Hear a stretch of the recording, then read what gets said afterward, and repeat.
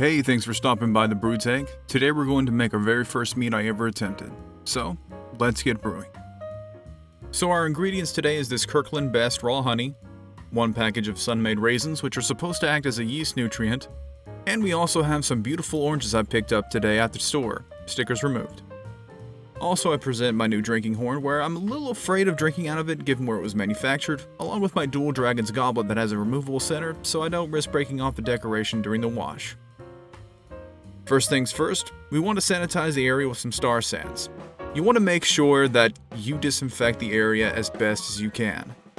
Sanitization will help you from dealing with hungry microbes wanting to chomp down on sugars and nutrients of the must. If you don't sanitize well, your mead gets infected and you end up with a rotten batch, and no one wants that. Honey is expensive and it's a shame to waste it because of a lack of sanitization. So let's get to sanitizing. Now, Star Sans is also great to use around the kitchen too. The shelf life from a spray bottle can last up to a month if it's sealed well. You can also use it to clear off countertops that have seen a bit of traffic. Just hose it down and put some elbow grease in. You can find Star brands at a local brew shop or on Amazon. My local brew place is Brewhound, so if you're in the Fort Worth area, I recommend stopping by and taking a look around. Now, make sure to read the mixing directions, which are located on the back.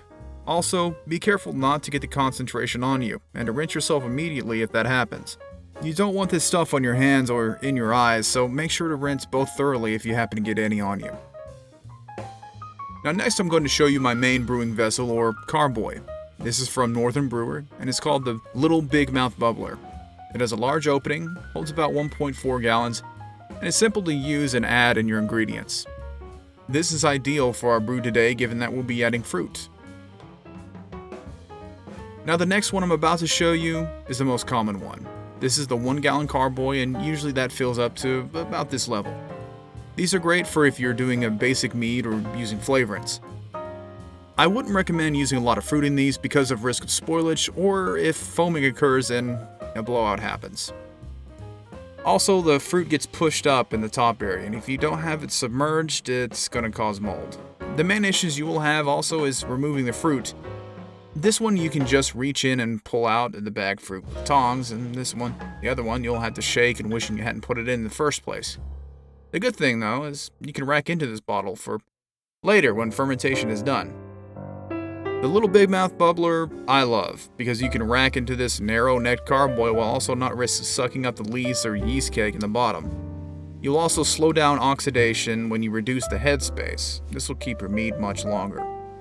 Alright, moving on to our most important step, make sure your vessel is sanitized. I cannot stress this enough. It's a real shame when you go on to check on your mead and you see these little colonies of bacteria on top.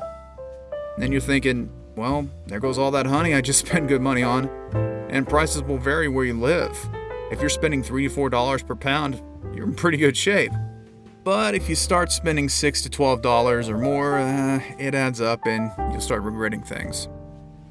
But back to sanitization, you can use your spray bottle we made up, or if you had a big enough container, you can submerge your supplies for a full-on rinse. What I use is this big old bucket. This is actually a fermentation bucket I bought a while back. This can hold about 5 to 5.5 gallons of brew. 6 if you're feeling lucky and not using fruits in your mead.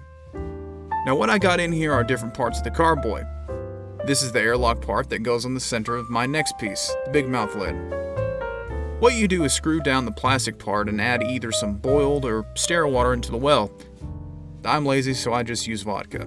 It's sterile, and if any were to get inside, it'll just make my brew stronger. Drawbacks are that it will evaporate quicker, so you have to watch the levels. Just make sure to check every few days and refill as needed. Okay, now I'm going to give another spray down and make sure it's well coated.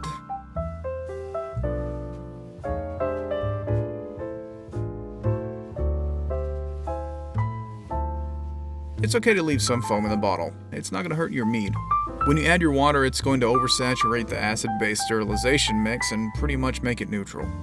Once we're done with sterilizing, next we are going to prepare our ingredients. I have the tools off to the side, a good sharp knife, and a cutting board.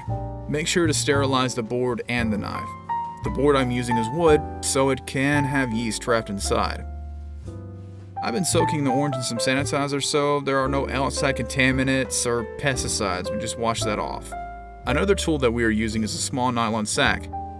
I bought this from the brew store and they are relatively cheap and simple to use. Just tie off the end. Okay, I'm gonna drape it over the jug while I cut up the oranges. I know I have the area sanitized, but just in case. Alright, so when using the sack, it's going to wick the must and keep the fruit wet. The CO2 should act as a barrier from any mold as fermentation begins, but if you are putting in fruit directly inside, you're going to have to punch the cap down a few times a day for the first couple of days with a sterilized utensil to avoid mold. Now the last solid I'm going to add is the raisins I've set aside. You're going to be using 1 pack per gallon batch. It's supposed to act as a sort of yeast nutrient, but from what I gather, it's pretty minimal. If anything, it's just going to add a slight flavoring and a little sugar. So, after you add your fruit to the sack, tie it off and it should be set. And I wish you guys had smell-o-vision because the smell of these oranges is actually great. Now we'll put away our utensils and move on to our next step.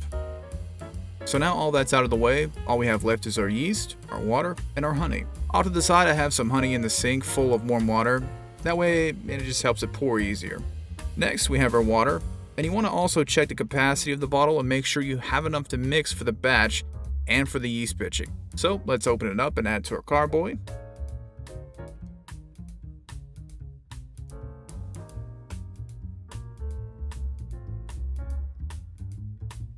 Now that the first bottle's been added, we'll toss it out of here and grab our next bottle.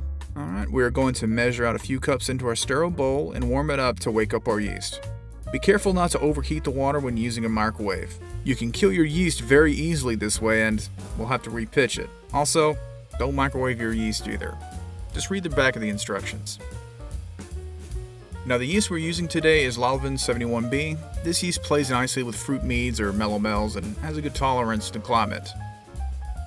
This one also has an alcohol tolerance up to 14%, allegedly.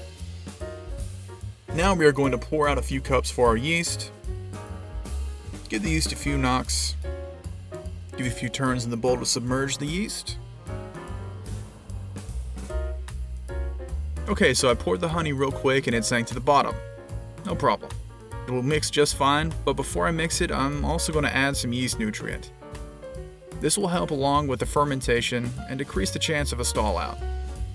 Also, be sure to read the back for directions. This calls for half a teaspoon per gallon. Toss my measuring spoons in the sink. And we'll begin the mixing. Yeah, the sack was probably best to add at the end or have it resting on the lid while the must gets mixed.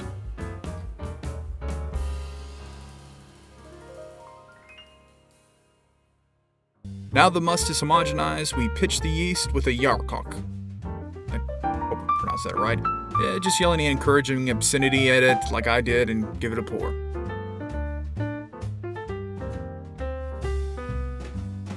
Now give it a few stirs and you're ready to put the fruit sack back in. After all that's said and done, I'm going to take a gravity reading. Now, a gravity reading is going to tell you the potential alcohol of this based on the dissolved sugar's density in the water. You'll need a graduated cylinder, a hydrometer to take the reading, and a wine thief. Again, always make sure to sterilize.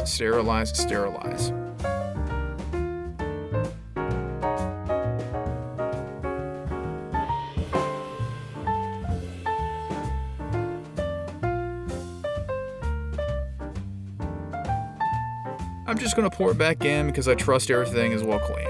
You don't have to if you don't want to. I just want to make sure I have enough for the first racking. Okay, time to seal this up, so we are going to give it a few sprays of sanitization. Make sure it's good and tight. Don't want any CO2 leaking out the sides. Last part to add is the airlock.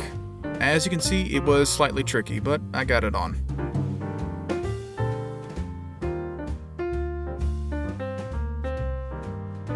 And the piece de resistance, vodka.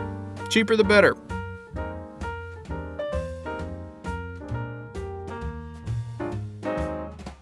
So that wraps it up. Mead is as simple as you make it, and I hope you give it a try.